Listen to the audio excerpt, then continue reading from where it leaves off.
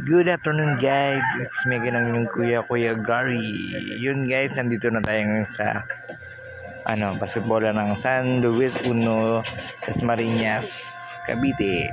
So yun guys, may nangyari po dito sa video na to na kung saan yung ating drone ay sumabit. Hindi ko po siya na calibrate agad. So nakalimutan ko, humina ang signal. So tumakbo siya mandar siya ng kusa.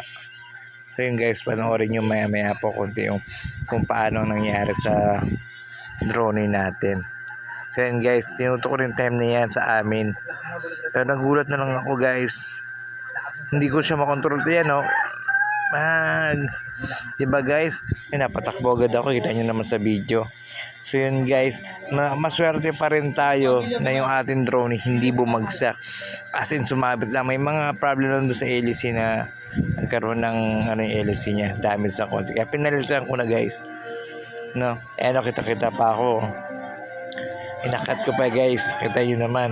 Yan, umaandar pa yung motor, na yan guys, umaandar pa yung time na yan. Tinamaan yung kamay ko niyan guys, sugat doon sa hélice. Kaya ingatan nyo yung mga drone. Ingat sa pagpapalipad sa indoor. Kung maaari, wag nyo na kayo magpalipad sa indoor kasi nawawala ng control pag walang GPS talaga. Delikado. So ayan guys, binaba ko na. Tingnan nyo na lang guys.